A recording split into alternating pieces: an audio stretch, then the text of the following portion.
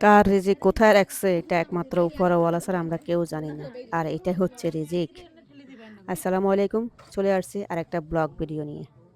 আশা করছি এই ভিডিওটা আপনাদের অনেক বেশি ভালো লাগবে। আর যদি ভালো লাগে অবশ্যই কমেন্টে জানাবেন।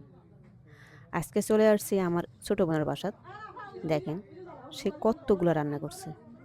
এই খাবারগুলো দেখলে কার না জিভে পানি আসবে বলেন? আর হচ্ছে দুপুরবেলার খাবার।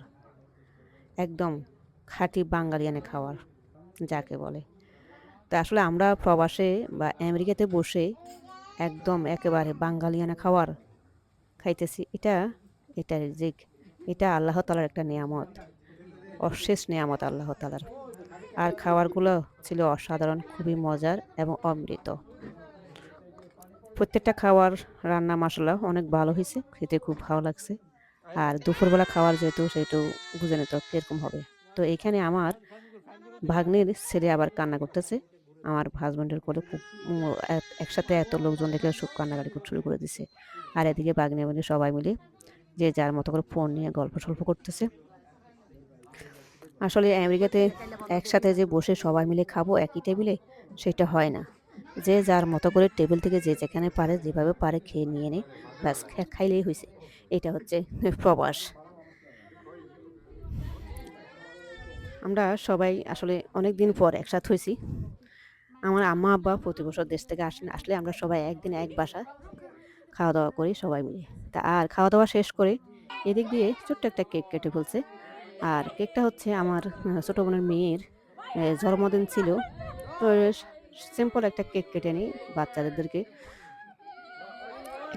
একটু খুশি করার জন্য কেকটা কাটা হয়েছে আর কিছু না। ওরা কাজিনেরা সবাই মিলে একটু কেক খাবে, আনন্দ করবে। ওদের আনন্দ এটা আসলে আমাদের আনন্দ। ওরা যদি হ্যাপি থাকে আমরা আমরাও খুব হ্যাপি। তারপরে কেকটা খাওয়া-দাওয়া কাটার পরে সবাই মিলে একটু ফটো সেশন করলো। আসলে আমি ওদেরকে ভিডিওতে ওরা আসতে ইচ্ছুক না।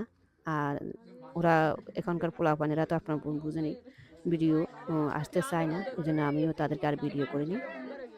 তো আমাদের কেক কাটা আ শেষ করে আমরা এ একটু ফটো সেশনও চলছে। তো ওইটা আর আমিও ভিডিও করলাম না। পিছন দিকে ফটো সেশন চলতেছে আমার আম্মা-আব্বার সাথে নাতি-নাতনি সবাই মিলে আমরা একটা স্মৃতি হিসাবে ছবি তুলে রেখে দিলাম। ওগুলো আপনাদের সাথে আর শেয়ার নাই করলাম। কারণ বাচ্চারা যেহেতু পছন্দ করে না। বাস আমাদের খাওয়া-দাওয়া আমাদের শেষ করে এই যে এদিক থেকে আবার মামাদের সাথে ভাগ্নিদের সাথে মামার খুব দুষ্টামি।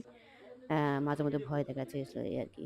তো যাক আজকের ভিডিওটা যদি আপনাদের ভালো লাগে অবশ্যই কমেন্টে জানাবেন। আর হ্যাঁ, এটা হচ্ছে আমার ভাগ্নির হাসব্যান্ড ওনার ছেলে। সবাই ভালো থাকবেন। আল্লাহ হাফেজ।